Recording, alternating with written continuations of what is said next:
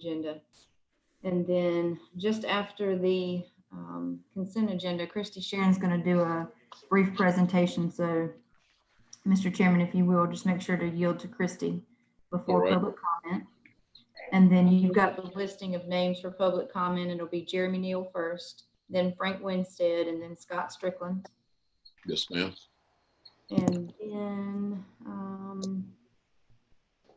the only thing that'll be different is the closed session, and everybody should have a separate separate link and number for closed session. So this meeting itself will stay open, but the commissioners will have to sign off, and those involved in the closed session will sign off of this one, dial into closed session, and then we'll have to dial back into this meeting. Did everybody get the closed session link? Yes. Yes. Yes. All right. All right. Those are the only things to remember. Everybody ready? Yes, sir. Yes, sir. All right, Mr. Jones. Okay. Yeah. You would lead us in a season of prayer, Mr. Jones. All righty. Let us bow our heads. Heavenly Father, we're so thankful to come again to be in your presence and your midst. Bless this meeting as we virtually Zoom each other to be again about your business, about the business of the citizens of Franklin County, to us and them and your service. These we ask in Jesus' name. Amen. Amen. Man. We'll do now I'm going to ask for an official roll call. Ask you to answer as we call your name. Mr. Schreiber. Here. Mr. Speed. Here. Mr. Jones. Here. Ms. Dickerson. Here. Mr. Foy. Here. Mr. Bunn. Here. So everybody's present, Madam Clerk. All right. We ask that you please stand now for our pledge of allegiance to the flag.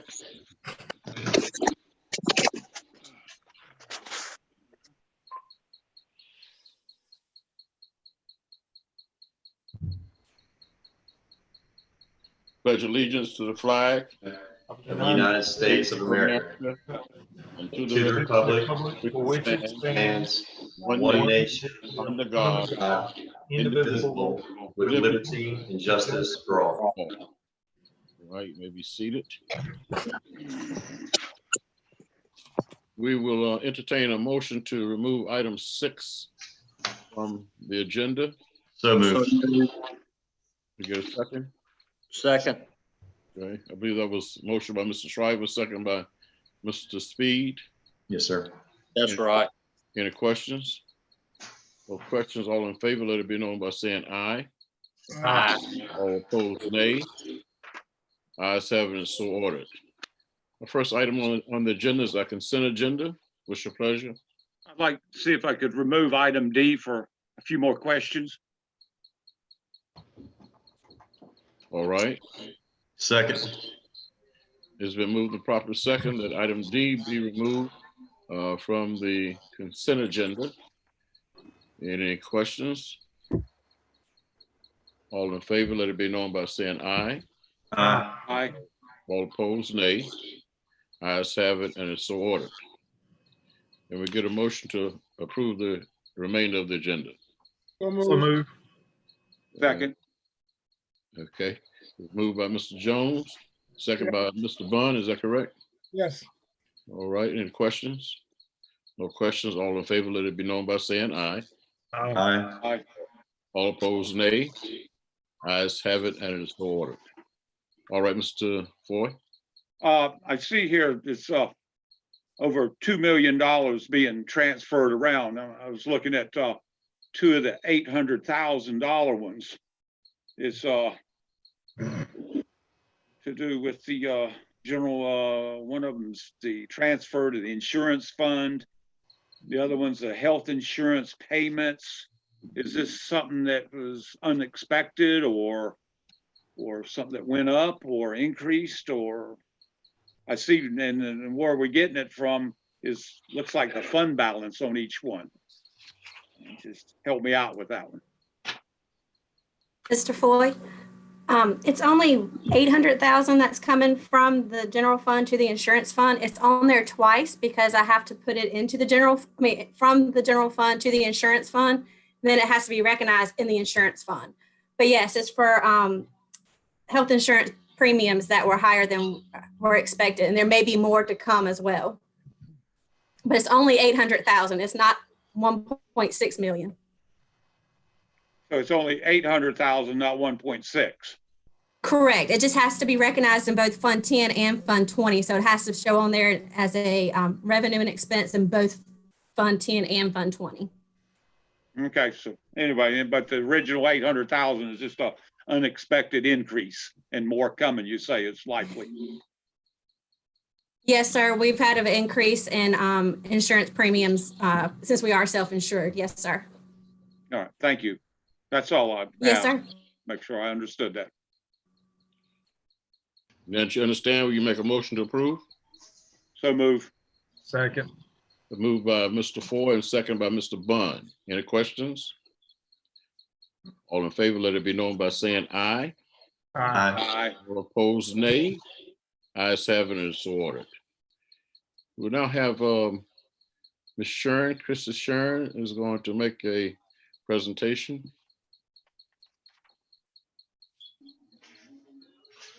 I'm going to attempt to. Okay. Coy, I can't share my screen.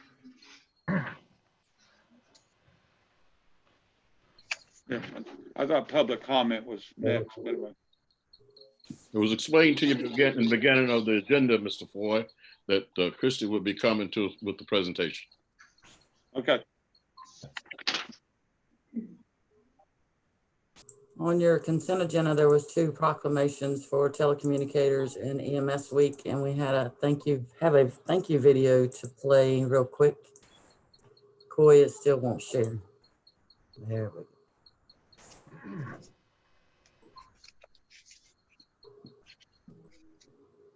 Share.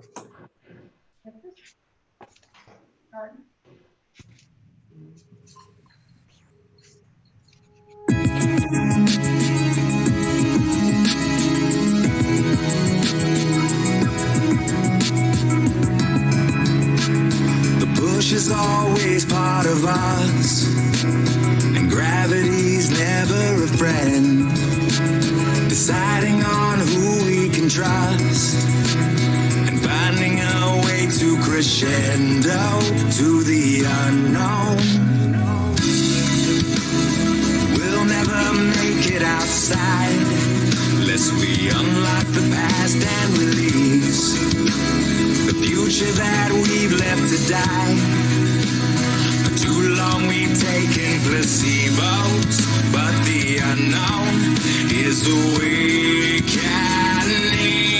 Don't give up now. It's already so much at stake. If Atlas falls, I'll rise up and carry us all the way.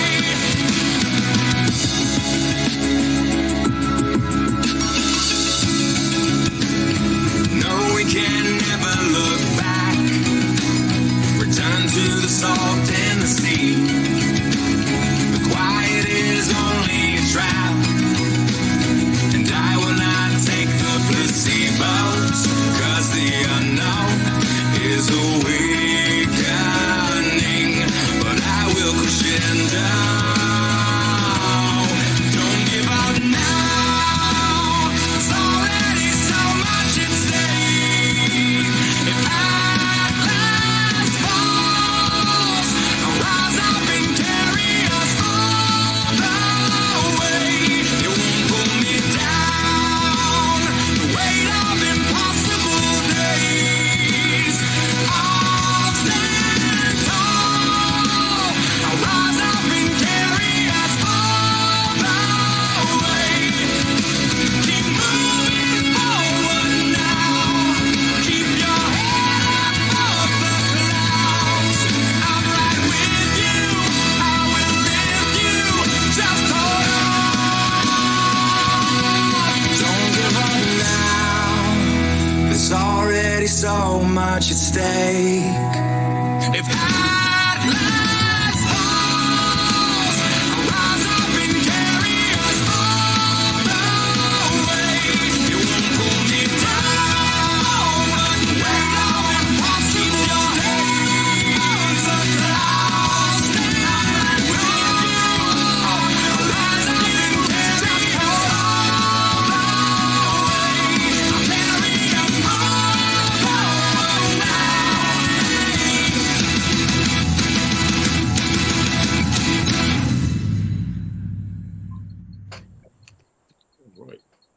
Thank you very much, Christy. You're welcome. That was very good presentation, very good acknowledgement of our emergency medical services personnel and also telecommunicators. And I want to state as a reference to the clerk, I want to thank her for all that she does as well. All right. Next item on our agenda is public comments. We have 3 persons who signed up for public comment. First being Jeremy Neal, then Frank Winstead, and thirdly, Scott Strickland. Mr. Neal.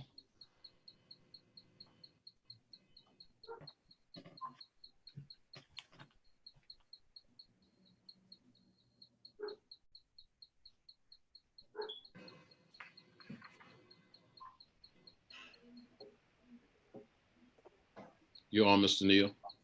Kristen, do you want us to do the name and address like we normally would? Yes, sir. Give your name and address. Okay. Jeremy Neal, 2859 White Level Road, Castalia, North Carolina, 27816. I live in White Level. My male lives in Castalia because everybody wants to know about Nash and Franklin. I live in White Level. I'm just basically, I didn't know we were going to do it this way, but I'm just going to basically repeat my email. I want to show gratitude to the county staff. I know Kristen and Coy probably both have had to go through a lot to make this happen. I think this is a great thing that the citizens have been able to watch a video or watch Zoom live and participate in the meetings. I actually think there's more people on Zoom than it is when y'all have actual meetings. I really appreciate the effort put forth to make this work. And I hope in the future that we could possibly have some form of live streaming so people at home could watch county commissioners meetings and not have to come every other week. The other item I'd asked to speak about, you somewhat addressed it there, was the consent agenda item E and F. This week is EMS week and also telecommunicators, and today is International Firefighters Day. And we owe a great gratitude to those guys. I have one here in my own home. I'm very proud of my son. I know Angela and William know well about him, but this is a very important need that we have. It's something that not all of us can do. It's not something that all of us would want to do. And I greatly appreciate the volunteers in Franklin County. And I greatly appreciate y'all for y'all's time tonight. Thank you, sir. All right. Mr. Frank Winstead. Hello, this is Frank Winstead. I live in the Pinecroft subdivision, Youngsville, North Carolina. Could you give us Good evening, y'all. With the quarantined health department and empty schoolhouses, are the Franklin County Commissioners really going to try to collect property taxes from curfewed working families, especially when the paid-for services have not been delivered? We need to sound the bugle and eliminate the property taxes. Thank you and good night. Good night, sir. All right. Mr. Scott Strickland.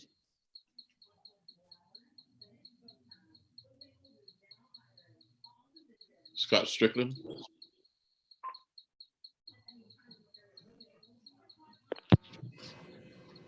Scott Strickland. I'm here. Good. Give us your name, your address, please.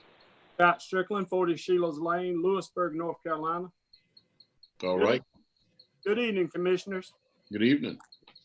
Been on the radio committee during my time as president of Franklin County Rescue Association and 27 years as a member of Fund Rescue. I have learned a lot about our radio system and the new system also. In the process of designing the Franklin County system that we have, that we needed then and we still need today. As listening to the last commissioners meeting on Zoom, and I heard that and said that we couldn't go to Viper today. Well, that's not actually true. The truth is, let's talk about that. The truth is we can go today. We have 12 channels that is allotted for us today. And we're able to go at any time y'all see fit. We have radios that can be programmed. We're much further ahead with this system than most folks think we are. We can go tomorrow. We have 12, like I said, 12 talk groups. It has been designed for us years ago when this first started. We have backed off the progress from the state to do our own system, which is currently not working with us today, even with the new fixed programming. Should the county decide to move to Viper, the number of local talk groups could change depending upon the county's needs. Certainly, so the SO and PDs talk groups needed immediately. Building the site in towns, other counties would probably be a problem, but Viper doesn't have that restriction. They already have stuff in line. When the Viper primarily communications used, you would enjoy the benefit of coverage, not only in the county, but one county deep. Groups from 12 to 24 full-time.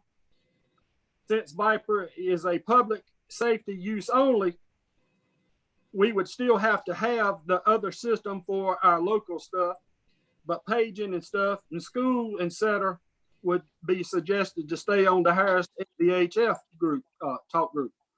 Most everyone has a dual band radio that would work with Viper here on the Harris, which could switch from VHF to the Viper channel.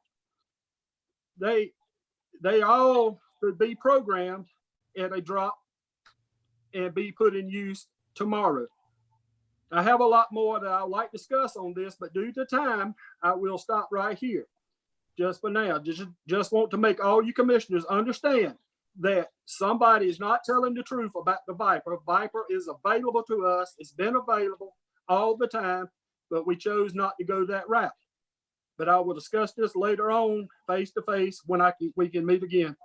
Our first responders deserve the best. Thank all you commissioners for everything you do and pray for all the COVID-19 patients we have in this county. Thank you. Thank you, Mr. Strickland. Item number 3 on the agenda is update COVID-19. Health Director Scott Levine will provide an update on the pandemic.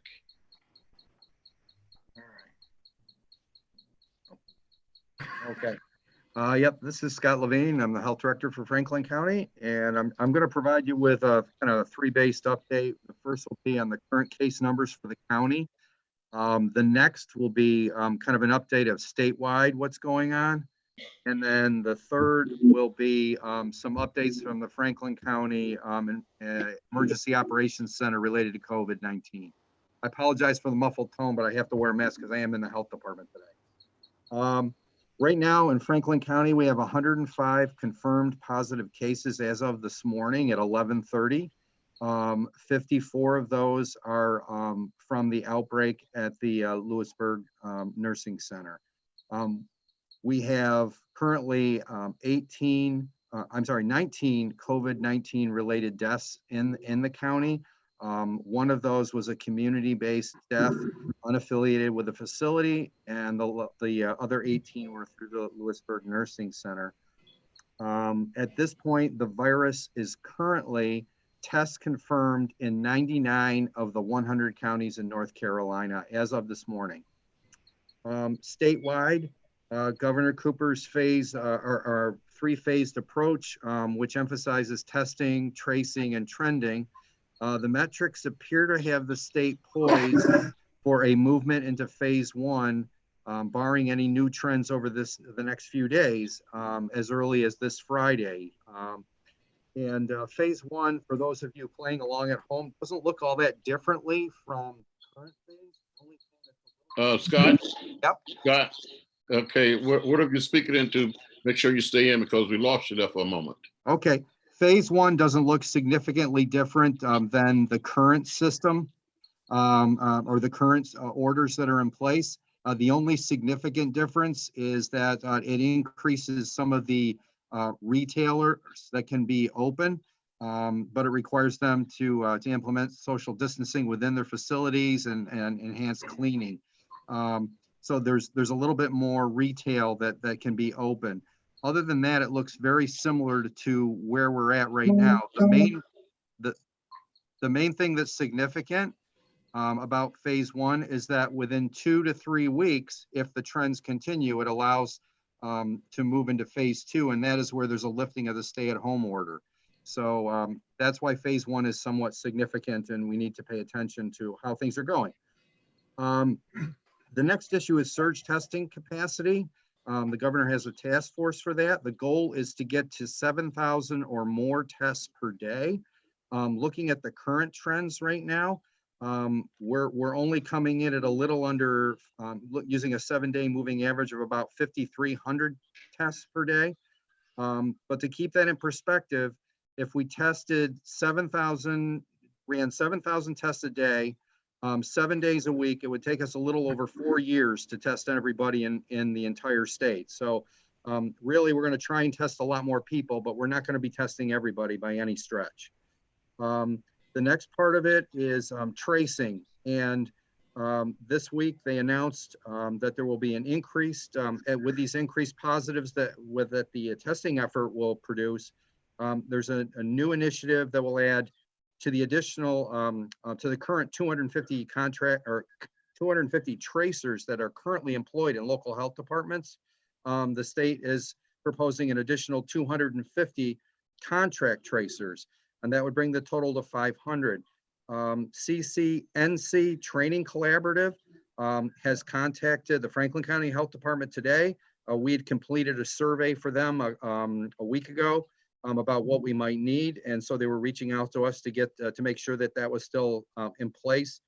I also should let you know that the Franklin County Health Department reached out to the National Student Response Network, which is based at Duke Medical School, and that is a volunteer group of medical school students, physician assistant and nurse practitioner students, and nursing school students who are volunteering, and they have just contacted us today and said they have 3 volunteers that are interested in helping us with contact tracing over the next coming weeks. So that's a really good development.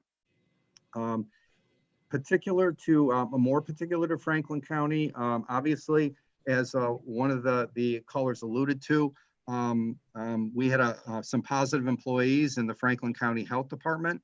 On Friday, the 24th, which was last Friday, we received test results for 2 of our employees, but only one of them was suspected to have had any contacts with other employees within the facility while positive. The other one had been out a significant amount of time, so that wasn't really an issue. But as a result of that one employee, we conducted contact tracing within the facility, and anybody that came in, it was determined that most of our staff should be tested. So this all happened on Friday. That same day, we tested 48 employees. We got the results over last weekend, and that resulted in 4 additional staff testing positive. That brought our total to 6. I should let you know that those 6 total positive employees, none of them were healthcare providers. So as a precaution, on Saturday, the 25th, we had the department, interior of the department decontaminated, disinfected. The department was closed for regular business for this week. However, I should point out that there were 6 of us that came in and continued to run programs and to administer the Emergency Operations Center during the closure. I should also point out that a lot of staff were working from home and managing their workload telephonically during our closure last week. We were able to keep our home health agency and most of our environmental health services continuing, because those folks had been working remotely for a significant period of time. We had all of our staff that were initially negative in their tests were brought back in again last week and tested again. And all of those tested negative, and as a result, with that follow-up test, and as a result, operations resumed today. Also during that time period, we had to make arrangements with other counties and our state consultants in order to have services continue for those residents that were seeking them out. So all in all, my staff, I think, did a phenomenal job of rising to the occasion here and making our programs continue to function despite the building closure. Moving on, we continue to advise facilities and other programs, area businesses, and to ensure that those operations and services they provide are going to meet the CDC and the North Carolina DHHS standards and the criteria that are found in the latest executive orders. as the state prepares to move into phase one with their reopening plan, we anticipate an increase in number of calls of businesses in particular asking for clarification on what they can and can't do. We've fielded a lot of calls, and we expect that that's going to continue. We also launched the week before last, building on our efforts, an outreach program to congregate care facilities in the county. That included the distribution of a facility checklist that they were to go through and complete. We've received the checklist from one of the facilities that we sent it out. We're following up with the others. There'll be more coming on that at the end of this week in terms of some of our stepped up and enhanced initiatives when it comes to especially skilled nursing facilities. Obviously, the outbreak at the Lewisburg Nursing Center continues to be something that we're very concerned about. A total of 54 residents have tested positive thus far. 13 staff have lab confirmed cases of the virus. And as I mentioned, it's claimed the lives, unfortunately, of 18 residents. We have been working with their staff daily. And as of today, we are cautiously hopeful that the outbreak has moved into a containment phase. But we're still monitoring that situation, and that will continue. We continue to provide updates on the coronavirus in the county to local leaders and law enforcement within our weekly full meeting of the Emergency Operations Center, and those occur on Fridays. And we also provide to the community updates through our meetings and press releases related to lab confirmed cases and virus related deaths. Let's see. We are constantly reviewing and reporting on new numbers, especially some of the metrics that the state is looking at. We continue to operate our Joint Information Center phone line and emails and our Facebook page. And the last, well, we're getting towards the end here. The last thing I'll comment on is the county curfew. The last time I spoke, I said that we were going to be looking at some of the data around the county curfew. Obviously, we have observations and things that you can see from just driving around and from posts on Facebook. But there is an additional metric that a lot of states are using, and it's based on Google Maps aggregate data. You're able to drill down to specific counties within a state. Looking over the time period, what this app does is it looks at the Google Map app on your phone. It tracks all of that information. If you've entered a work address in there and a home address in there, it can then track how much time you spend at home, how much time you spend at work, how much time you spend at various establishments based on when it checks in. It's not 100%, obviously, not everybody has one of those, not everybody uses Google Maps. But looking at the period March 15th to the 26th of April, the trips to retail and recreation facilities you would expect would be down significantly. They were only down 18%. To grocery stores and pharmacies, you would not expect a significant drop because those are allowed, and that was only down 2%. However, the time spent in residences, that's your home, only increased by 16%, despite the time spent at work decreasing by 36%. So clearly, if people aren't at work and they're not at home, where are they? And so that leads us to be concerned that social distancing is perhaps not being as followed as strictly as we'd like. The last thing I'll comment on is that just today we received an update on the amount of time someone has to be out from their initial onset of symptoms. So if somebody gets sick, and we used to tell them if it's been 7 days since you were since the beginning of your symptoms, then we start tracking that forward. That number is increased to now to 10 days. And so the 3 days might not seem like a lot, but it is significant because it recognizes that the virus is perhaps lagging on a little bit longer than we'd thought for people that appear to have recovered. And so that is increased just today. That just came out. And I think that's everything from my update. Are there any questions? I just have one comment. Mr. Chairman? Go ahead. Okay. I just want to confess that I'm part of that number of people that's not at home but not at work. I found myself spending a lot of time in the woods hunting turkey and scouting some things and even wetting a few hooks and fishing some. So I'm the guilty party of one of those ones on that Google app where I'm not been sitting at home. So just want to make that known. Very good. All right. Any other questions? I've got one question concerning that the group that's not at home and not at work. Well, as long as you're 6 foot apart, wouldn't that take care of it? It seemingly would. And if you look around, you will see that there's a lot more people wearing face masks. But I can tell you that there's a lot of people posting a lot of group gatherings on Facebook still. There's still a lot of stuff coming up. And I have to be honest, I'm very concerned about the Mother's Day holiday approaching, that people are going to have a hard time maintaining that level of social distance, especially around a holiday like Mother's Day. So there's still a lot more work to be done. And I agree. I think a lot of people are. I know I had some of my staff that were out in the field. I had to call one of them and they were whispering on the phone. So I know he was turkey hunting. So I know that can be the case for some people. All right. Any other questions? Thank you, sir. Thank you. Okay.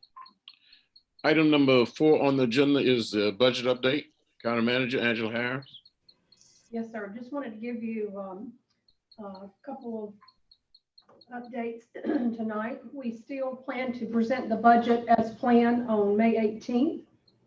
Going into this budget, just as a reminder, we appropriated $4.3 million for the current fiscal year to balance the budget. So we knew that we would either have to have growth in that amount or cut expenditures, even if everything else stayed the same. So we knew that we'd be looking for 4.3 million day one.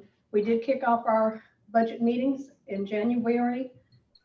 Budgets were due to me on March the 6th, and the board met on the 12th of March, and I asked that you give us some feedback and rank your priorities based on all the discussions that you'd had in your retreats. And I'd like to say I appreciate that, and it was very helpful.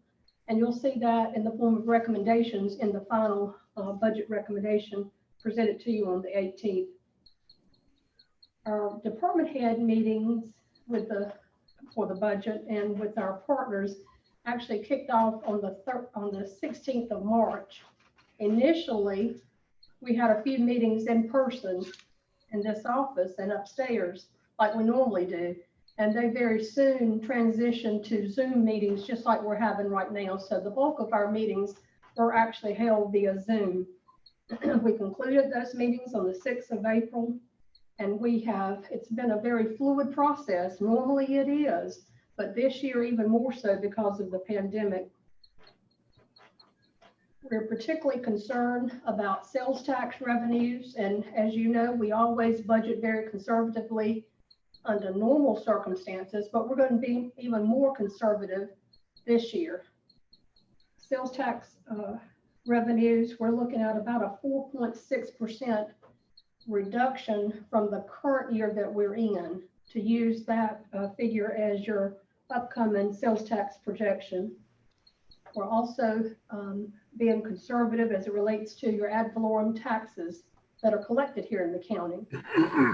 Say that we're very pleased to be able to say that we should meet the collections for the current fiscal year, but in the upcoming year, your 2021 budget, we're going to reduce the collection rate by 0.9%, almost 1%, to be safe.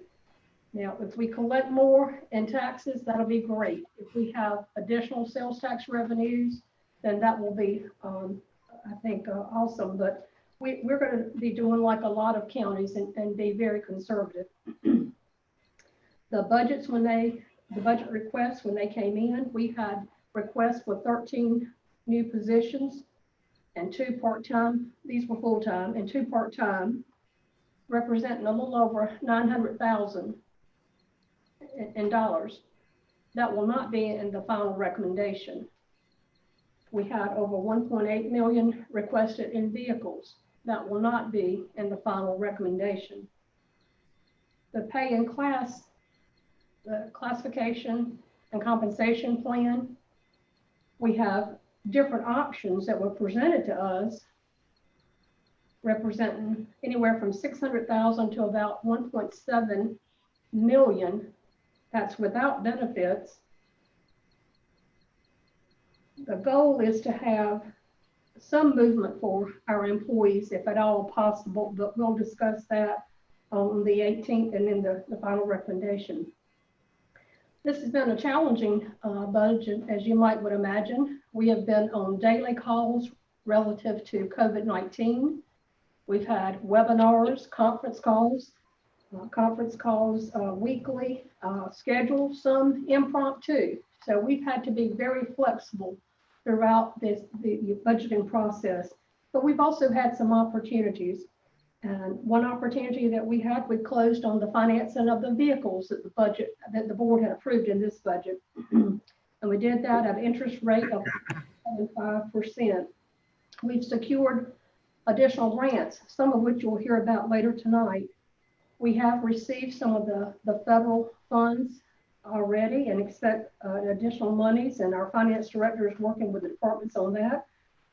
The health department has received $91,000, and another $81,000 is forthcoming from the CARES Act. The airport is expected to receive a little over $69,000, and we're tracking all of our COVID expenses in hopes that we'll have reimbursement if they're not covered through any other federal legislation than FEMA reimbursement, and we'll expect somewhere around 75% reimbursement. So what's going to be on the table for the final budget recommendation on the 18th? We have funding in each of the key priorities that the board established in your board retreats. I will not be recommending a tax increase. Again, the sales tax revenues will be reduced from what we would normally like to project in terms of growth. We're being very conservative there, and in tax revenues from ad valorem tax, we'll have very minimum expansion in personnel and capital. I would like to say, just as I did in 2008, if we have a better than anticipated revenue picture in the upcoming year, after we are in it 4 or 5 months, and we see that things are gonna level off, then I'd like to come back and maybe bring to you some of the needs that we'll not be able to fund in the recommendation. But I think this will be consistent with what your expectations have been in the retreat discussions that we've had. Some of the priorities in the exercise that the board completed, just give you an example of those. Just a moment. Your priorities, when you get scored A's, B's, C's back on the 12th of March in the different categories, your priorities were in the areas of water, securing additional water and completing the water supply study that's underway as we speak. Broadband was a priority for you. Education, determining the appropriate funding for education. And the public safety arena, specifically our radio system. Facilities was a priority of yours. Human capital, investing in our employees. The emergency communications area, the PSAP building, and you have an agenda item coming up that we will address that. Senior centers and parks and greenways. And one of the priorities that was added on as you wrapped up your exercise was in the way of a pay raise for all and an aquatic center. We don't have an aquatic center in there, but that's recognized as a priority for some of the commissioners. We're trying to make sure that we have funding in these different areas and to stay with the objective of not having a tax increase and to monitor in the upcoming year the expenses very closely, revenues, not only the revenues that we have in the budget, but to try to secure any and all grants that we can for some of the needs that have been identified in the county. So we're on schedule to present the budget on the 18th. All right. Questions? I do have one, Mr. Chairman. Yes, go ahead, Mr. Schreiber. Ms. Harris, I remember the questionnaire that you're speaking to tonight, you're referencing that we did. And I have to take exception to the reference because while that exercise, as you call it, was important, we were given and encouraged just to hurry up and fill it out, just a matter of just a few minutes. And it came to us off the cuff. We had no mental preparation to answer those questions or give deliberation on them. We were just like, oh, by the way, here, this questionnaire, would you fill it out for us? And we're waiting for you to pick it up. We're going to come around and pick it up in a minute. That's very unfair, in my opinion, for something this significant to take that little bit of projection of time and consideration and then use it as a tool to guide something as important as a multi-million-dollar budget. I took exception with it then. I was the one that put A's for everything because I didn't feel like that was a reasonable time for us to give real due deliberation and thought and have references to look at that gives us the opportunity to really make informed decisions. So I just want to go on record with that. I'm disappointed that's been the posturing tonight. Thank you, Mr. Chairman. All right, any other comments? I have a question. Yes. First, do a statement. I know Angela Harris's report is, I couldn't quite hear everything real good. Everybody else I've been able to hear real good, especially the health director come through real crystal clear. But anyway, I think we still need to do a little bit more work on the audio part from, I guess, her office there. But the one question I had for Angela Harris, is there anything that's projected in the budget for employees or pay raise or cost of living or anything like that? Let me, before you answer, Ms. Harris, does anybody else have a problem with hearing Ms. Harris? She is a little in the distance, but I'm able to make it out. It's hard for me to hear her also. It's better than the last meeting, but it's still hard for me to hear. I have to get close to the computer so I can hear it. Okay. Okay. Go ahead, Ms. Harris. Okay, I'll take it from there. In reference to Commissioner Shriver's comments, I guess maybe I should phrase that a little differently. This was more or less a compilation of the key areas or priorities that the board had discussed in the retreat. So we took that in consideration, as we do anytime you have any kind of meeting and you have areas that you give us feedback as a focus or something that's important to you. So that I should say that was just taken into consideration as part of the budget development. And in reference to Mr. Hoy's comments, we're working to have in the final budget recommendation some movement for our employees, even if it's cost of living or going to the minimum of the recommended pay plan. I do not, with the funds that are available and no tax increase, I do not see that we'd be able to fully implement this year the recommendation to fully fund the highest option, but we are looking to try to do something for our staff. Yes, sir. And I should say again that it too is going to take another hit to the general fund of 4.3 million, which we had not historically done, but we're trying to work with the board's direction of not having a tax increase. I take that as a no then.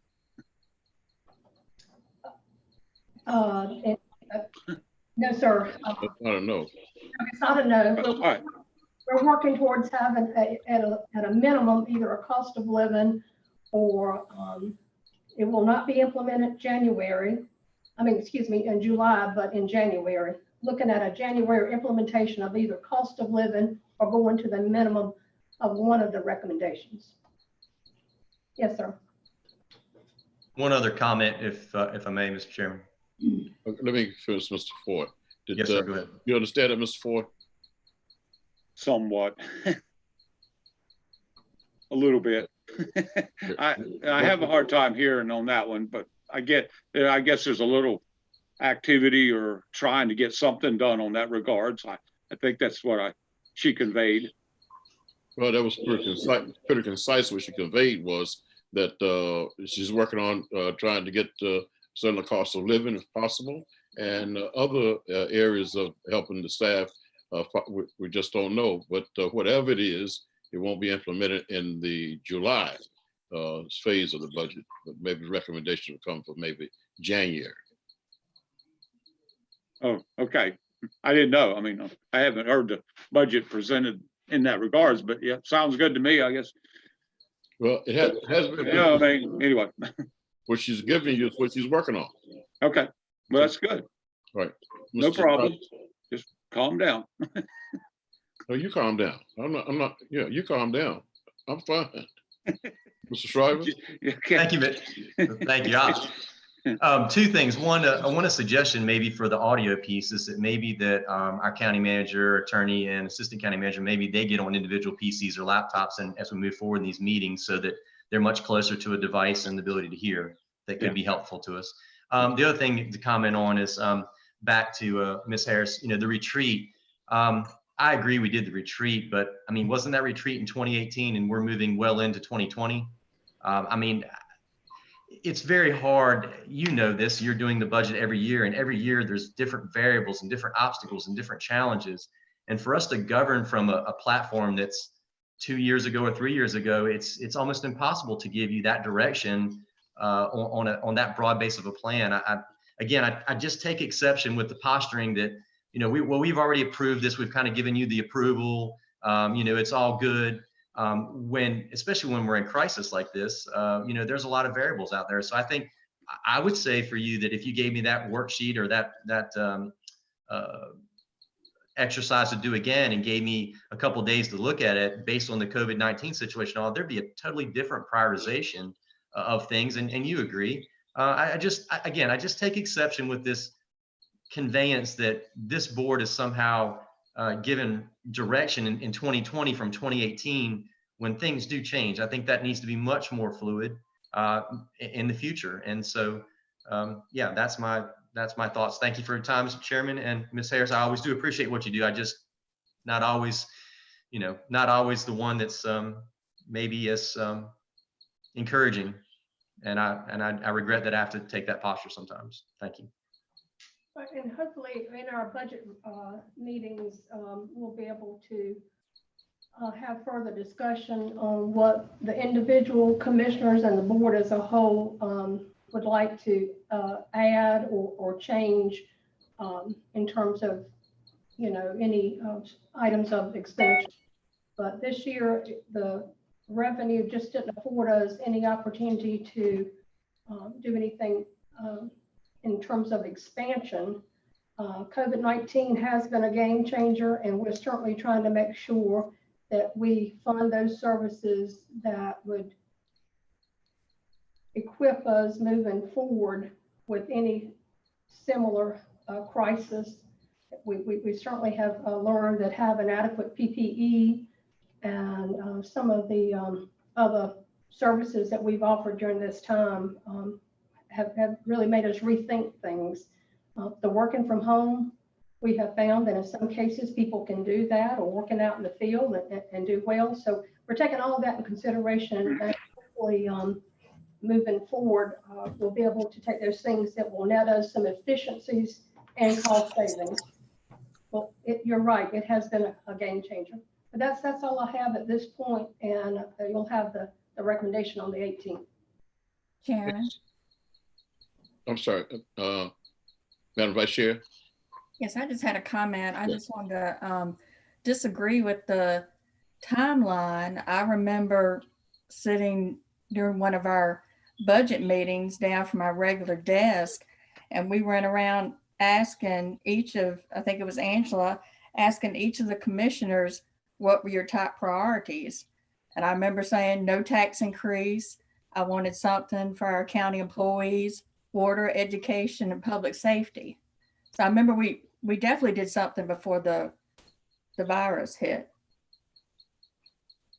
Right. Anyone else? I agree with Madam Vice Chair. Certainly, I appreciate everything that the staff does as far as working with the conditions as they are. And of course, these ideas that came forth as to what we as a Board of Commissioners would desire came long before COVID-19 hit. Now, of course, in the midst of COVID-19, there are things that we expressed that we desired that are going to have to be adjusted and rethought over again. So everything can't be perfect. You know, we try to make it as best as we possibly can. And as far as the job that our staff does, I think they do a very good job. And during the retreat, of course, the retreat is something that we could have as many retreats as you want to have. You know, the question that's asked of each individual, you know, what are your top priorities? And I think as I listen to the budget preparation as it gone forth, and one of our top priorities, of course, is no tax increase. And that is the first thing that has been presented, that there's no tax increase.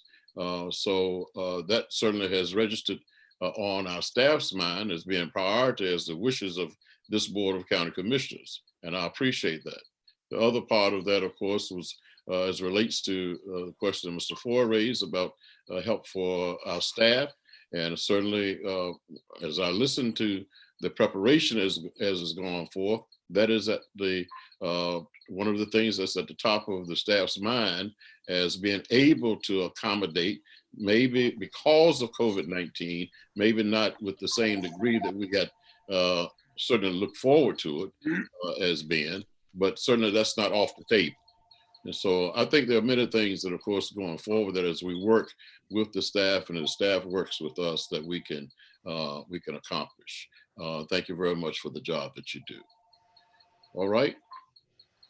Our next item on the agenda is our early college high school program.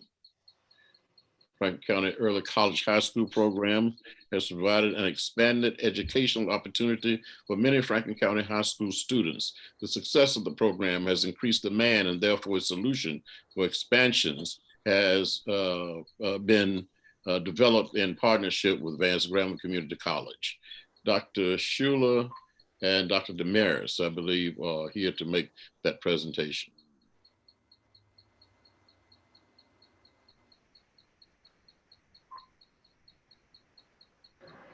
Dr. Schuler? Yeah, can you hear me? We hear you. Oh, good evening, Chairman Dunstan, members of the Board of Commissioners. Dr. Damaris on board as well? She is, and we're going to be tag teaming a little bit, and I'm going to kick things off, but I am joined this evening. Paige Sales is with me. She's our board chair for the Board of Education.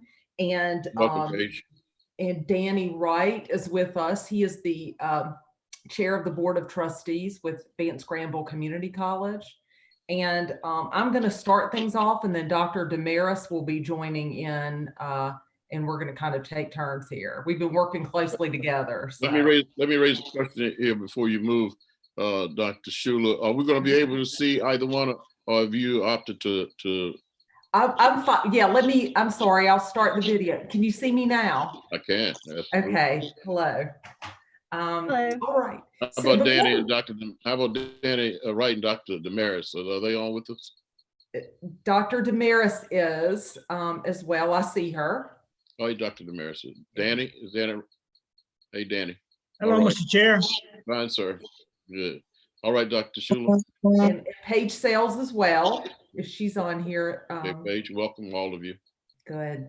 Thank you. Before we get started, I did want to mention in listening to the recognition of EMS and first responders this week, we greatly appreciate the role that they play in supporting our community. I also would be remiss if I did not mention that this week is Teacher Appreciation Week, and we are celebrating this week. And I did want to say, this has been such an unprecedented situation that our teachers have really stepped up to the plate, and we really appreciate the work that they've done, and would also just like to just emphasize how much your support as a Board of Commissioners and from our county manager and just the community at large, what an important role that plays in the success of our schools. One thing I will say is we wanted to do something to recognize our teachers for Teacher Appreciation Week.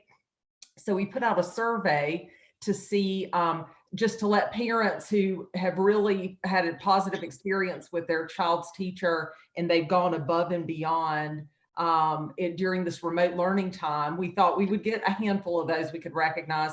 Within a week, we had 815 nominations from our parents and our students, just celebrating the work that our teachers do. So we're stronger as a community, and the support that this community has extended to our staff has really paid dividends during what has been a challenging time. So speaking of that, I'd like to shift into talking about a program that has also paid real dividends for us as a community, and we'd like to continue to see it grow. And that's our early college high school program. And we have a PowerPoint presentation. And so I don't know if that can be projected on the screen. Coy, are you working on that?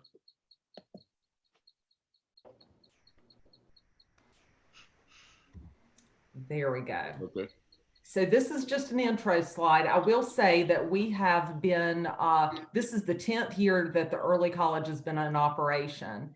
And we have seen a lot of success with this program. If you'll progress to the next slide. So just this is a little background. Right now, this is our 10th year. We serve 192 students right now. This school program offers our students an opportunity to graduate high school with an associate's degree at no cost, which is a blessing to the families of these students, and really it puts these students on a pathway to success in life beyond the classroom. We have seen a lot of success with this program. We've received a letter grade of A for the past several years based on the state accountability model. And we have graduating students who are entering prestigious universities and colleges and are well prepared for bright futures. So it's just been such a positive experience for our students.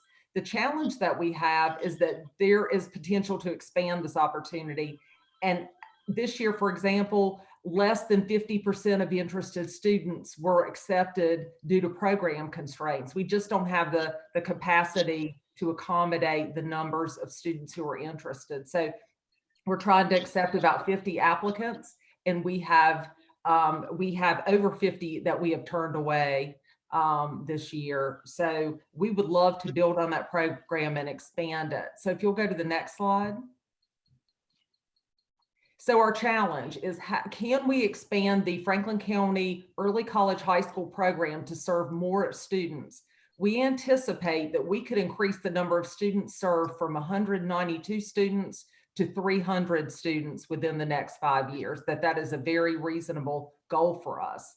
However, to accomplish this, more space is needed. So what kind of kicked off this journey for us this year, and in conversation with Dr. Damaris, can we utilize some existing space on campus at Vance Granville to accommodate more early college students? Next slide. So this is the existing early college campus. It's approximately 1,100 square feet. It's a mobile unit, a large mobile unit that has 8 classrooms. And what was that, Chairman? 11,000 square foot, I believe it is. 11,000 square feet and 8 classrooms. Okay. And in conversation and looking at the campus, walking the campus with Dr. Damaris and some of her team, we started to explore space on the existing campus. And if you'll go to the next slide, this is what we found as a good possibility for an early college campus building. It is building 5. It's approximately 20,000 square feet, and it has 10 large classrooms that can accommodate more students and could also eventually be subdivided if necessary. But this would give us room to grow. And it sits right across the parking lot from our existing campus, our current campus. So in looking at that, that really sparked the conversation and interest in the possibility of making this happen. Dr. Damaris has been fantastic to work with and has been very open to looking at how we can continue to grow both the early college and continue to build a strong program for students in attendance at Vance Granville at the community college. So if you'll go to the next slide.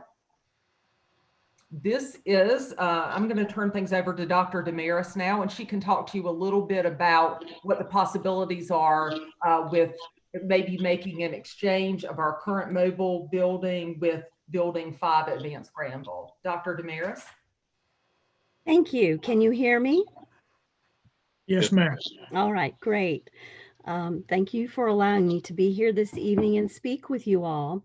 Our Board of Trustees, Chair Wright is here with me this evening, made a request once we determined that yes, we probably could, for all intents and purposes, swap buildings to gain some immediate relief for our early college students.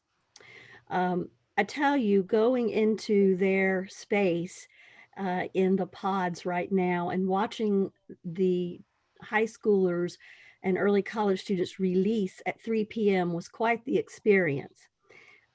They ran through the hallways with exuberance, and it was pretty clear they have outgrown that space. And we are very proud of our program, and we very much would like to partner with them to increase that program. There are 5 points here that were expressed in the letter that we would like to speak with as a board to the Board of Commissioners. The first one has turned out to be not applicable. It was a request that Franklin County would upfit the existing mobile pod to accommodate any type of move that we would partake in the swap. And we have since determined that there would be no new monies that will be needed to do that. So that's the good news. Numbers 2 and 3 are just logistics of being able to use each other's buildings at this point. Number 4 is just a state statute. By state statute, counties must take care of the buildings that the community colleges inhabit in their county. Number 5 is the last point that I would make. Number 5 is that we do not want to be in this building 10 years from now if we swap. The pods will have an end date. They are mobile. They are not stick built. They are not going to last. And we believe that we need some type of assurance that we can continue to grow, because we are trading 20,000 square feet for 11,000 square feet of space that is not as updated as the space we have now. And part of this is to provide for future growth and expansion in the areas of science, and in particular bioprocessing, agriculture, and emergency services. And the target of that would be 5 years. Next slide, please. So I wanted to just say a little bit about the programs that we see growing.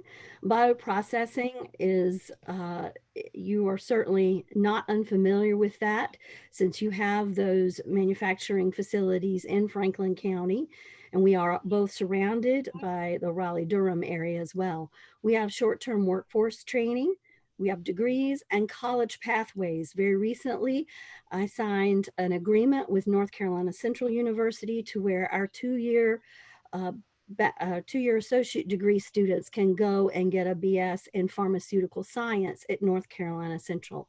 We also have a 2+2 articulation agreement with East Carolina University and their Bachelor's of Science in Industrial Technology. There are many, many jobs available for folks right out of either the short-term workforce training, the 2-year degree, or a 4-year degree in local companies such as Bayer, Eli Lilly, which has just moved in and ramped up production, IMES, Novozymes, and Revlon. So our communities and our service area have that pathway. Next slide, please. We're also bringing in agriculture, agribusiness in particular, short-term ag entrepreneurship training, and ag tech learning opportunities for those involved already in agriculture. And finally, we have already begun a partnership with Franklin EMS to contribute to the community paramedicine program, and we'll be providing training in concert with them as well. Next slide, please.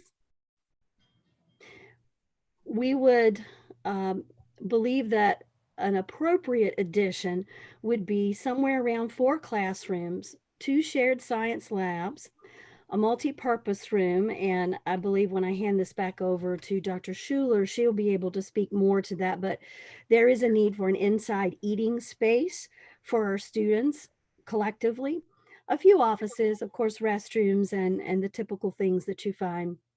The multi-purpose room and science labs would, of course, be shared at the onset with the Franklin Early College High School based on our collective needs. And we think that this would be somewhere between 11 and 12,000 square feet.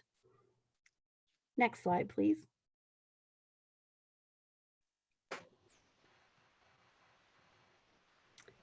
So we're requesting that the Board of Commissioners consider allowing the exchange of the building, the mobile unit for Building 5 on Vance Granville Community College campus, that will allow all of us to enroll significantly more students who can benefit from this college coursework, because quite frankly, I enjoy a student coming to Vance Granville as opposed to going over to Wake Tech. And so there's something in this for us as well. Students can graduate high school with an associate's degree, and we have determined that we can both make this switch without an increase of budget for this upcoming year, which I understand is very important to you. Next slide, and I'll hand it back over to Dr. Schuler. Okay, so thank you, Dr. Damaris. We have 2 short video clips from students. We attempted to get some feedback from them. We're going to see if they'll play. I'm not sure how that will work, so we'll try.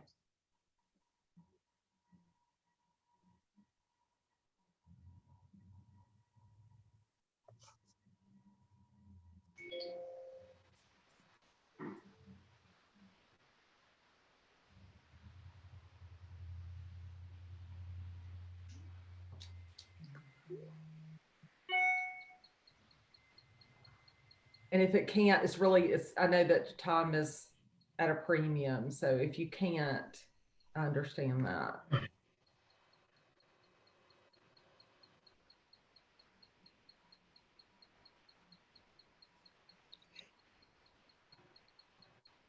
Are we coming, Coy? I'm not going to be as in, oh, there we go.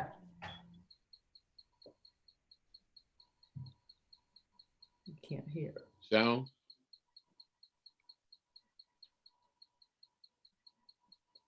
So what?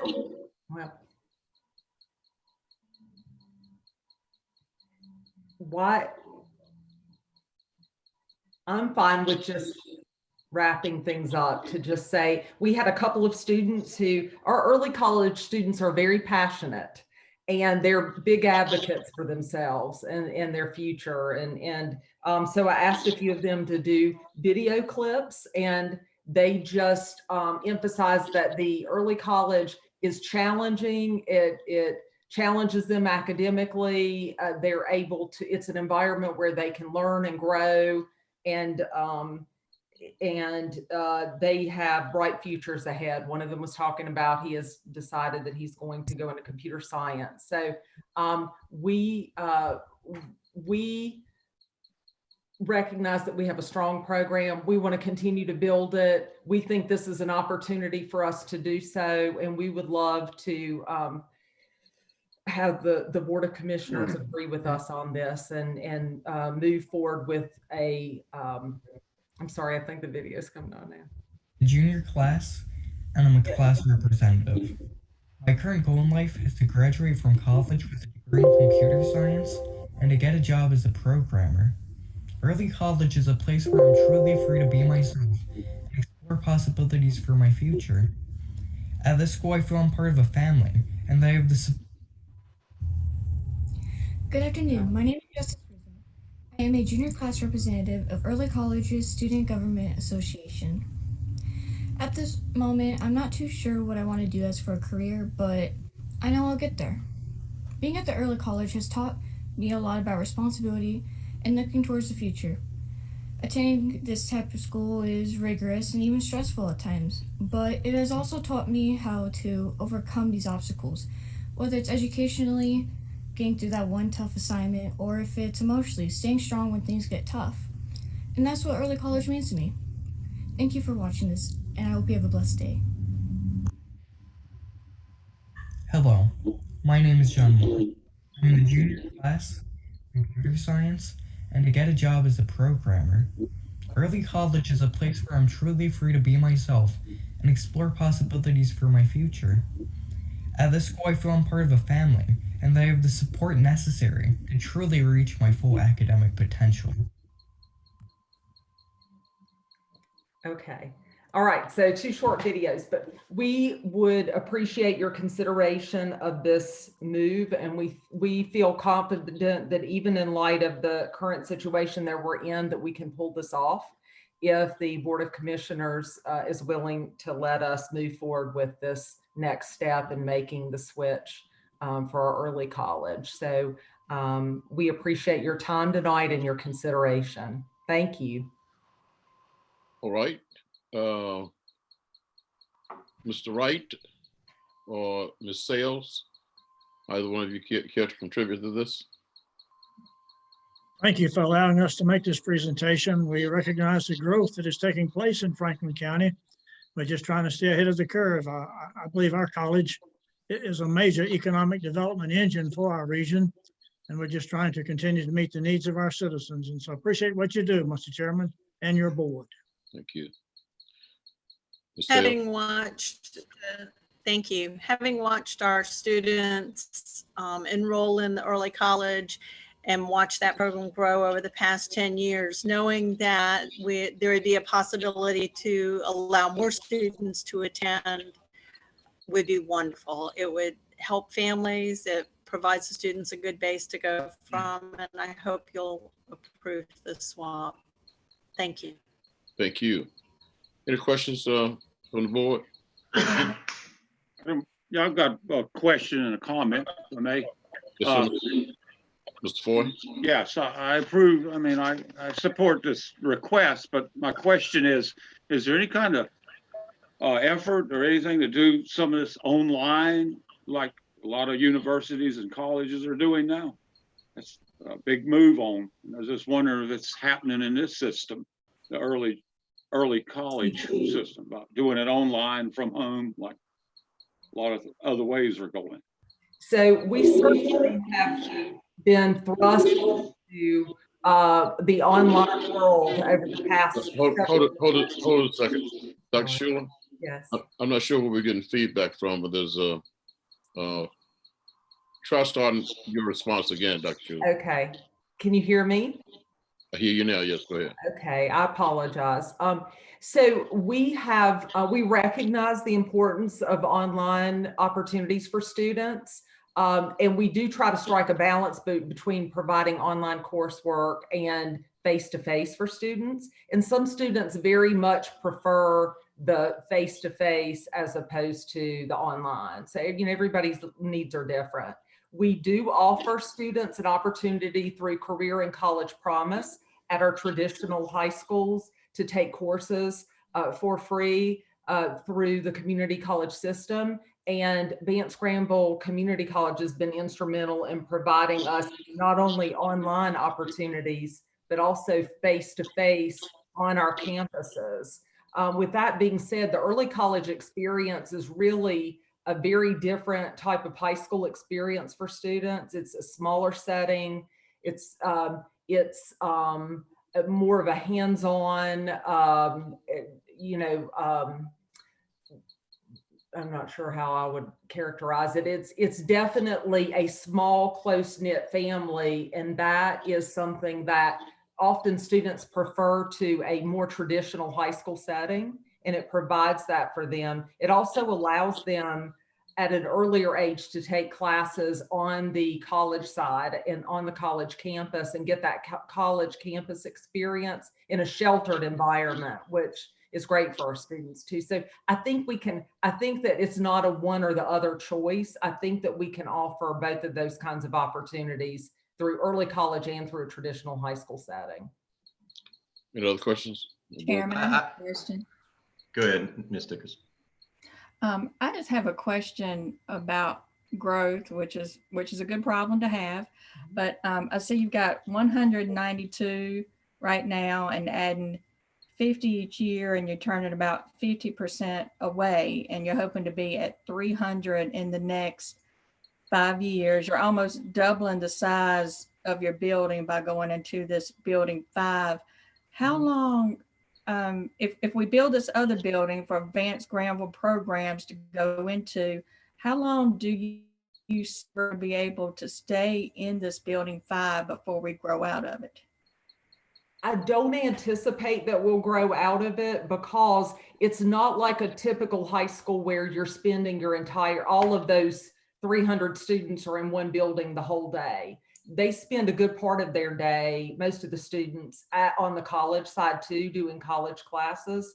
So they would have a balance of classes in that building as well as in other parts of the campus. So I think that we would be fine with space even It's a long-term solution for us. It is a long-term solution. Thank you. You're welcome. May I also add to that? That's another reason why it's important to make sure that we get some of that space back, because they will be in their latter grades, in the 11th and 12th grades, or their super senior year. They'll be taking a greater percentage of classes out of that building 5 and on the traditional campus. You know, commissioners? Yes, sir, I do have. Since this was last brought up a couple of weeks ago in our last meeting, actually, I have a letter here that was dated March 31st of 2009 from then President Randy Parker, Vance Granville Community College, to our county manager, sharing in 2008 the idea and this concept of building an additional building with the projected cost at that time, nearly 15 years ago, of roughly $8 million. 2 weeks ago in our meeting, I asked the county manager for some type of input and a delineation, kind of what our Vance Granville partners have shared with us tonight. But again, the one piece that's missing here is the dollar amount that those of you who are interested in this project, what is this going to cost us? I think we have to be very cognizant of cost. I mean, our county manager and Mr. Chairman, you just shared with us your concerns about budget and the efforts and works of our staff and how hard they've worked towards, saving money in this time of uncertainty with our budget incoming. So again, I'm asking the question, and I think it's a fair question, and I would like an answer tonight. What is this going to cost the taxpayers of this county? Dr. Damaris, do you want to speak to that? Sure. I'll take a gander at that. I think I mentioned early in the presentation that we were looking at somewhere between 11 and 12,000 square feet. Now, if you refer back to that documentation that you're referencing, you will see that it was greater than 15,000 square feet that was asked for. We are much in the future, and as you have yourself stated several times this evening, plans change, things change. And I do believe this is an acknowledgement of more online classes, I don't know that anyone could have imagined the way that bioprocessing and biotechnology has taken off back then and the way it is now. And so whatever the future cost is per square footage in 5 years' time to build something of this nature. So, I mean, I think we can do the math. I don't have a crystal ball, unfortunately. I'd love to know what that costs. But while I have the mic at the moment, I will also say that I was extremely hopeful prior to COVID-19 at both the bipartisan support that we had in the community college system and in the K-12 space for what they call R&R money. And so everyone agreed that all of our educational institutions had aging structures and had needs for new structures or upfitting of old structures. And they just couldn't come to agreement at the last budget over whether it would be pay-go or whether it would be bonds. And so I think, to say that in a nutshell, there's going to be, at some point, there will be some assistance from the state. And so I don't think all funds necessarily always have to come from the county. Sometimes, as we've been a recipient of monies in the past, that it could be perhaps a blend of monies. We're not talking next year, so I'd like to point that out as well. Chair Wright, do you have anything to add to my statement? I would say to Commissioner Shriver that maybe $250 per square foot is a reasonable cost this day in Iowa, and multiply times 10,000 and 11,000 square foot. That would give you a ballpark of what we might be talking about in cost today. Roughly $3 million, Mr. Wright. Yes, sir. That's It's what good I'm saying. seeing you as well. Yes, sir. Nice to see you tonight. So just for the record, let me also make this very well known and very clear. I'm not against education. I'm an advocate of Vance Scramble. Dr. Damaris, my name is on a plaque outside of your office. You are SGA president. I do bleed green and gold. All right. And I love that college. I just want to be sure that we're not walking into things blindly, that we're well informed, so that ultimately we can be well prepared. And again, that's a big question that's left open. It's like wanting to buy a new car, but you don't know what it's going to cost, but you just want it. Yeah, that's great, but we've got to be sure we can afford it and we can make it smart, make smart decisions. One of the things I think we have a lot of room to do differently in Franklin County is maintain our schools. We don't groom them. We don't get that extra level of love that I think our schools deserve to maintain a really nice new curb appeal. And I think that's something that is hard to find out. How do you find the money for that? But I know as a parent of kids of the public school system, I have volunteered with other parents and we've done, landscaping upgrades and trimmed trees and put out mulch and liripe and stuff like that to make that curb appeal be improved. So again, my energy of question is not because I don't support education or Vance Scramble Community College or children get an opportunity to get ahead in life. I just want to be sure that we're smart, that we're well informed, and we walk into this thing fully understanding what the expectations are of both parties, and that most importantly, we can do it. I saw your name on the list as being an SGA president for us. So you were a leader years ago and you're still a leader today. That's correct, Danny. Thank you for that acknowledgement. I thoroughly enjoyed that with Dr. Kern. He's a fine man, and many other ones. So Commissioner Shriver, I just hope that you will see our good faith of looking at today and what we believe to the best of our abilities that our projections would be. They are different. They have decreased from 2008, 2009 timeframe. And Dr. Schuler and I have both talked with these, as have our board chairs. And so I just want to assure you that we are not being overly estimating anything here. So just want to let you know, we are trying to be good stewards as well. So thank you for your question. Yes, ma'am. Thank you for your time. Anybody else? I have a couple questions. Number one, is this going to be implemented in the 21 school year or later on or earlier? Say again, Mr. Jones. When is it going to be implemented? This coming school year or later? So our goal is to implement, with your approval, would be to implement for the 2020-2021 school year. So beginning this summer, and we believe that we can make that happen, even in light of the current situation that we're operating under. Okay, the second question would be, again, very supportive of community colleges and early college. But again, in terms of money, we're talking about an investment over 1 year to 5 years. So projections are important to me in terms of how much these things will cost for our citizens and for us as a group of board of commissioners to be just in our dealings. So I think it's important that we look at some kind of figure, 3 million, 4 million, and 5, so that we as commissioners and taxpayers understand what the cost level will be in the future. Very supportive of education again, very supportive of the college and the community college. But again, numbers are important in terms of budget this coming year and other years to come. Any other questions? I just like to make a statement, if I may. I want to express my gratitude and appreciation to both of our schools staff, Dr. Schuler and Board Member Page Sales, and of course to Dr. Maris and Mr. Wright for coming and making this presentation. Historically speaking, I can speak back to the letter that Commissioner Shriver referred to from Dr. Parker back in 2009, I believe it was, because I was present when there was money that the state had appropriated for early college program that was about to be turned down by Dr. Parker at that particular time. And we had to indeed to visit the state legislature to make some concessions in order to be able to do what we did. And believe me, that was in a much shorter period of time than we're talking 10 years. I believe that you are projecting, am I correct, that that your expectations, Mr. Wright, for the new extension or new building would be in a 10-year frame, is that correct? Is it 5? Yes, sir. Yes, sir. I think so. Is it 5? I'm sorry for interrupting. 5 or 10 years?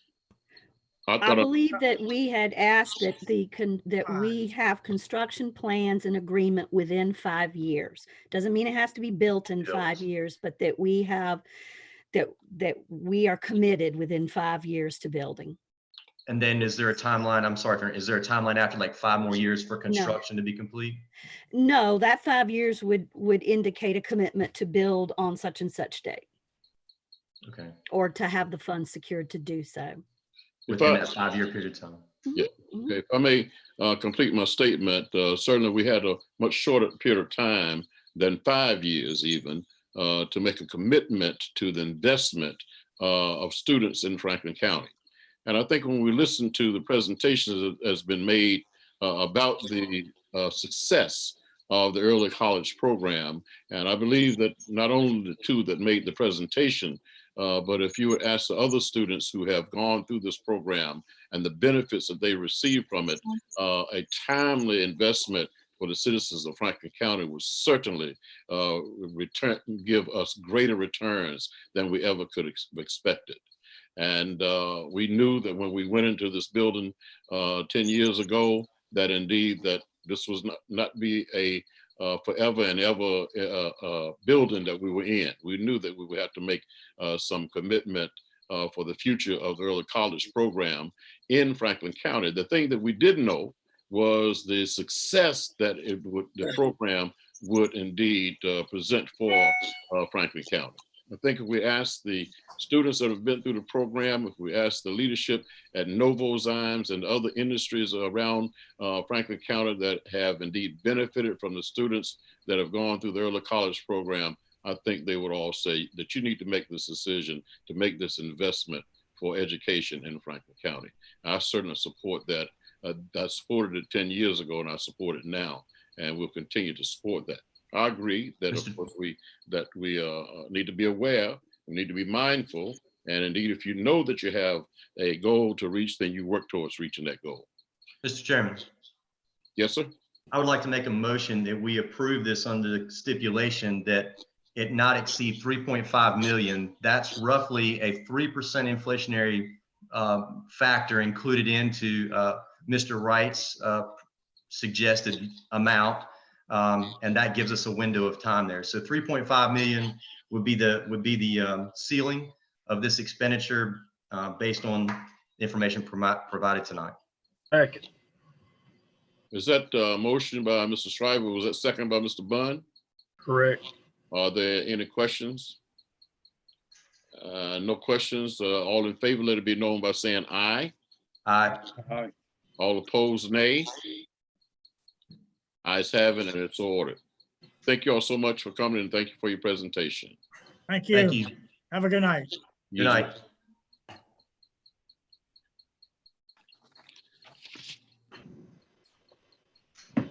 Item number 7 on our agenda is the Triangle North Executive Airport runway taxiway apron rehabilitation design.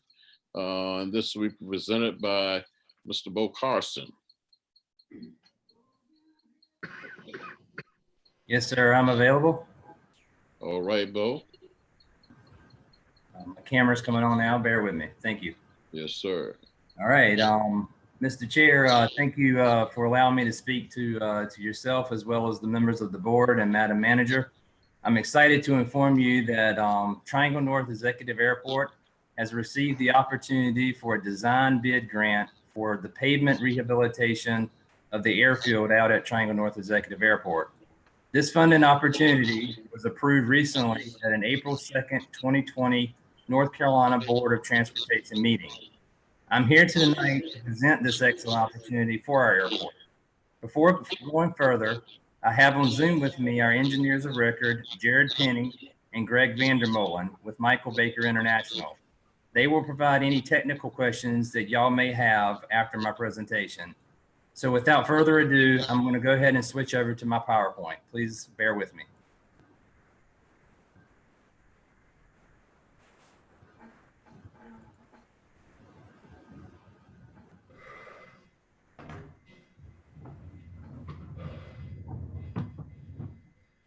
So let me give you a little history of Triangle North Executive Airport's airfield pavement as it stands today. Our pavement currently exceeds its life, Our pavement currently exceeds its design life usefulness of over 20 years in most part of the airfield.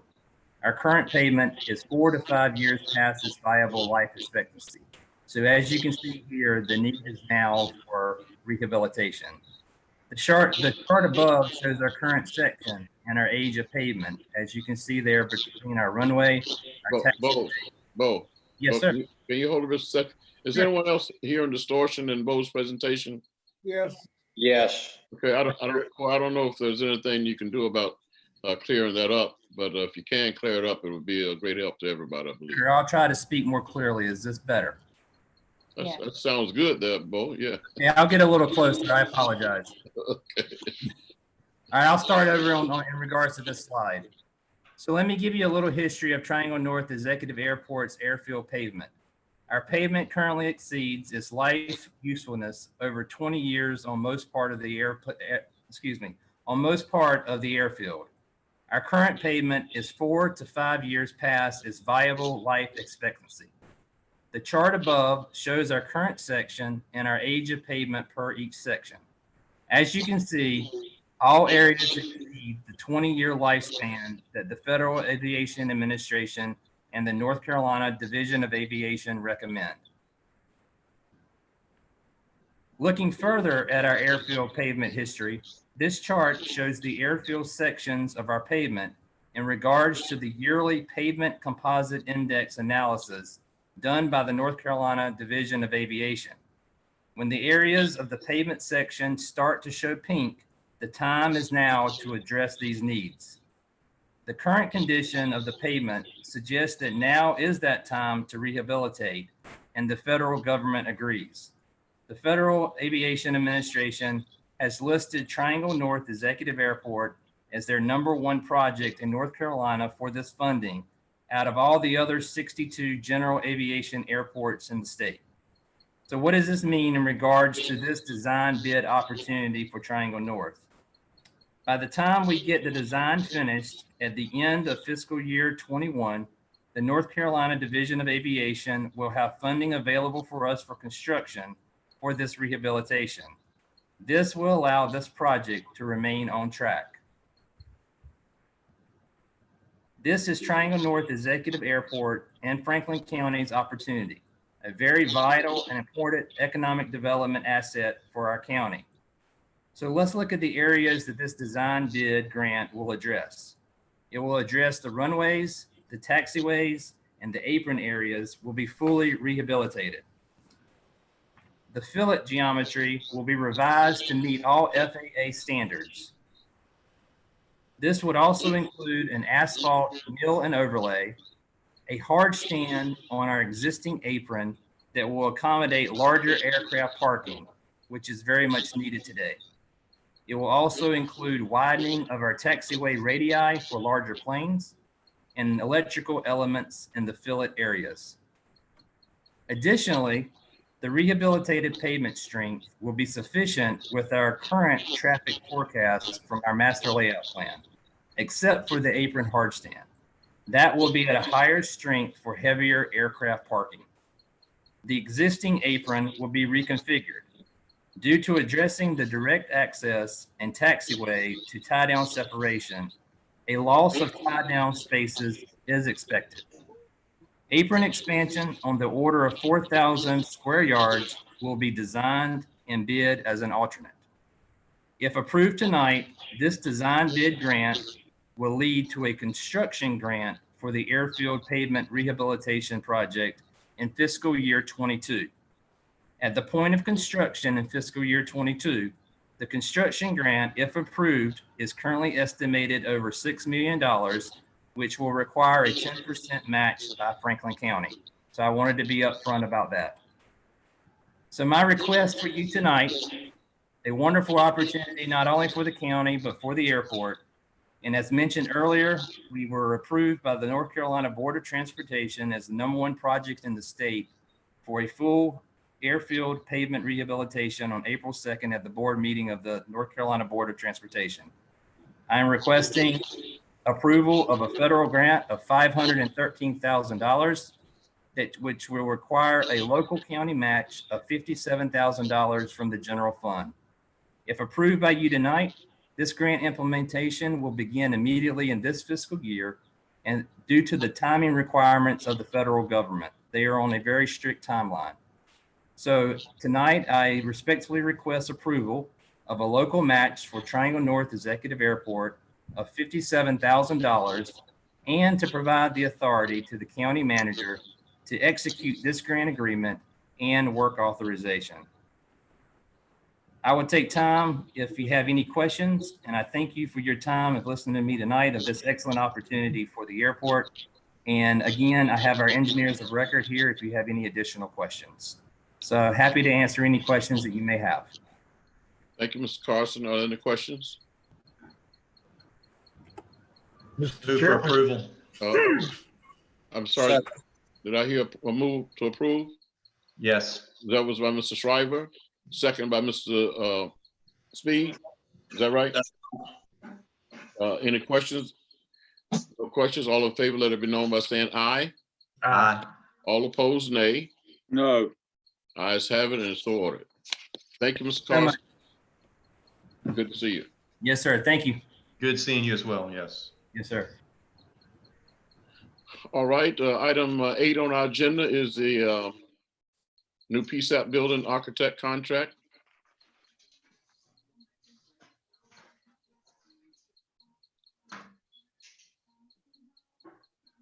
Okay, county staff and Mission Critical Partners LLC have negotiated with the Schrader Group to provide architectural and engineering services for the new PSAP building. Mission Critical Partners LLC recommends executing the contract with Schrader Group for these services. Chrissy? Good evening again. We have negotiated a contract with Schrader Group to provide these services as within the projected budget as we had planned. We also have Louisa Lake online from Mission Critical Partners. If you have any questions from the consultant side, just asking for approval to move forward with this so we can start designing of the building. Any questions? Move for approval. Second. Mr. Schreiber moved to approve. Mr. Jones seconded. Any questions? No questions. All in favor, let it be known by saying aye. Aye. All opposed, nay. Ayes have it, and so ordered. Thank you so much. Thank you. Item number 9, other business. No other business. Move to item 10, board manager and clerk comments. Madam Clerk.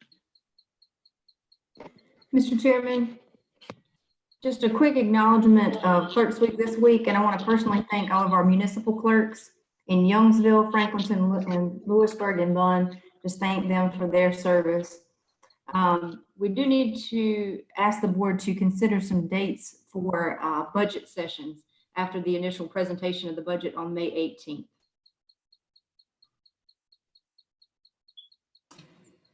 Did you have some? Does the board have any dates that might work? maybe an afternoon after May 18th. Are they going to be held during Zoom with Zoom meetings also? Yes, sir.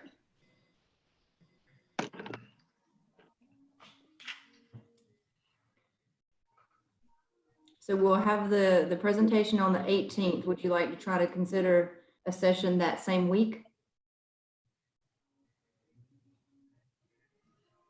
How about the 21st or the 22nd? I cannot do the 22nd. I can do the 21st. 21st is open for me. What time to have in mind? That's up to you all. I was thinking maybe mid-afternoon, 3 o'clock, if that works for our administrative team. Ms. Harris, do you have any preference?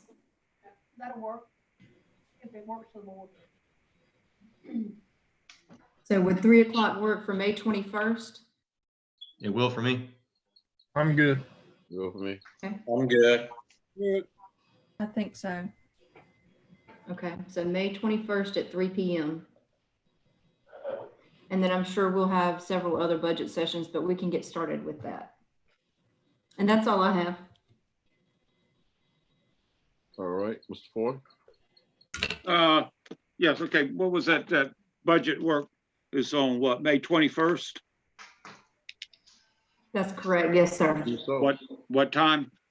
3 p.m. Yeah. Okay, And it will be an electronic meeting as well. okay.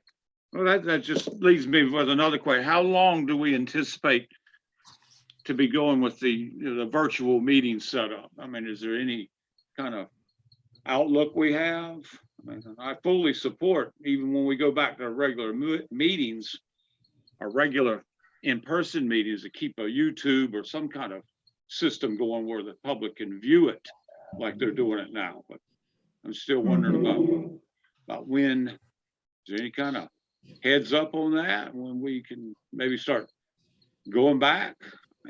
I think it's the same. Going back. I mean, I think it's the same as everything else. We're going to have to continue to monitor. okay, all right. I guess that leads me to one other thing, maybe one of the good points of the Corona thing, with if there's any to be found, but it's something that we went to a lot of people working at home and from home now to keep, social distance in their mind.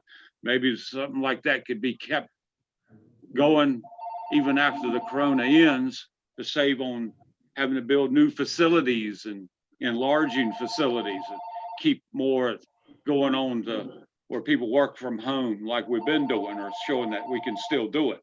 Maybe that'll help us in our needs to come up, that we don't have to build some more buildings and expand in buildings and let more people work at home. That's just maybe a good thing that's come of this, hopefully, and save us money in the long run about this needs assessment. Hopefully it's something we can look at, take under consideration to help with capital improvements. Anyway, that's my feeling on that. Thank you, sir. Mr. Blunt? I have no comment. Okay, Mr. Schreiber? No comment, sir. Mr. Jones? No comment. Mr. Speed? No comment. Madam Manager, I'm sorry. Madam Vice Chair. No comments. I'm sorry. It's okay. Madam Manager, No comment. is that no comment? No comment. Did she say no comment? Yes, sir. No comment. Okay. All right. Then we'll entertain a motion of closed session. The board is asked to conduct a closed session pursuant to North Carolina General Statute 143-318.11A3, attorney-client privilege communications. So moved. Moved by Mr. Speed, second by Mr. Bunn, I believe. Yes. Yes. Any questions? No questions? All in favor, let it be known by saying aye. Aye. All opposed, nay. No. Ayes have it, and so ordered. We are now out of this session. We leave this. Mr. Chairman, if you will indicate how we are going to go about this closed session, as we'll be signing out and then signing back in for the public. Okay, we'll sign out of this session and you received your instructions as to how the Zoom meeting to sign back into. Ask that you will use those instructions.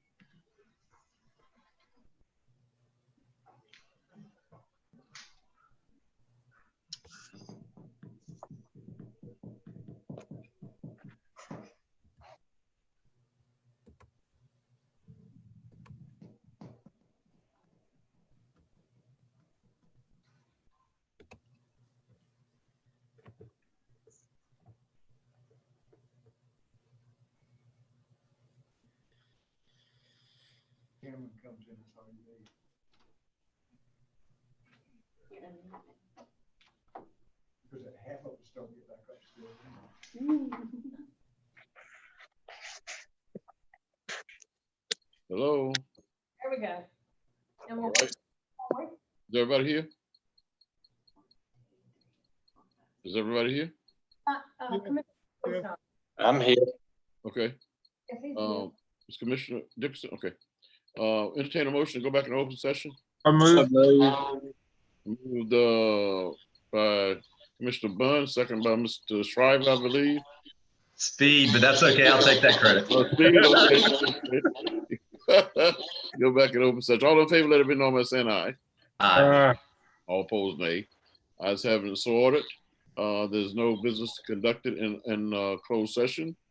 We entertain a motion to adjourn. So moved. Second. Move out. Oh, you take that second, right? Yes, sir. Second by Mr. Shriver. Any questions? All in favor, let it be known by saying aye. Aye. All opposed, nay. Ayes have been ordered. Thank you so much for a great meeting. Thank the staff for a great job this evening. And everybody stay safe. Yep. Good night, everybody. Good night. Good night. Good night.